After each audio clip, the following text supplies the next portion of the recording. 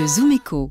C'est une dernière minute. PSA, le groupe Peugeot Citroën, confirme étudier une augmentation de capital avec le chinois Dongfeng. Axel de Tarlé, concrètement, ça veut dire que les Chinois vont prendre le contrôle de Peugeot Citroën. C'est la fin de la famille ?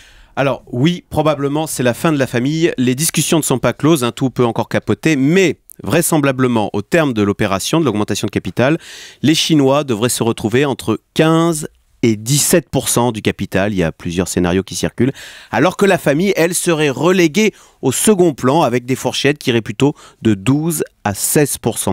Alors oui, c'est malheureusement, et c'est sûrement un crève-cœur pour cette famille qui est aux commandes depuis 2 siècles, c'est probablement la fin de la domination de la famille, mais ça ne veut pas dire que Peugeot Citroën va devenir chinois, car l'État est là, et justement, donc pour éviter exactement ce que vous venez de dire, que PSA ne devienne chinois, eh bien l'État est décidé à monter au capital au même niveau que les Chinois. À égalité. Si Dongfeng prend 15%, l'État prendra 15%, ce qui fait que si vous additionnez les parts de la famille plus les parts de l'État, on aura des intérêts français aux alentours de 30%. Donc voilà. le groupe qui restera français.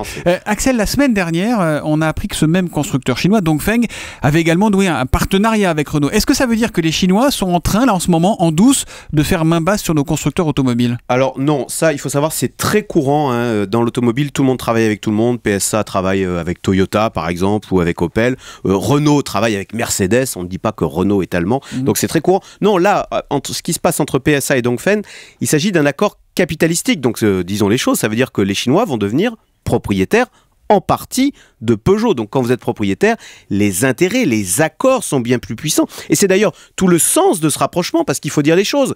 Peugeot Citroën a totalement raté son internationalisation et le groupe réalise que c'est fini. Il ne rattrapera jamais son retard face au Toyota, au Volkswagen ou même à Renault-Nissan, à cette fameuse alliance. Et donc l'objectif de cette alliance chinoise, c'est de faire comme Renault l'a fait avec Nissan il y a plus de 10 ans, se marier pour partir ensemble à la conquête du monde et faire vivre quelque part Peugeot Citroën. C'est le sens, c'est l'espoir de cet accord.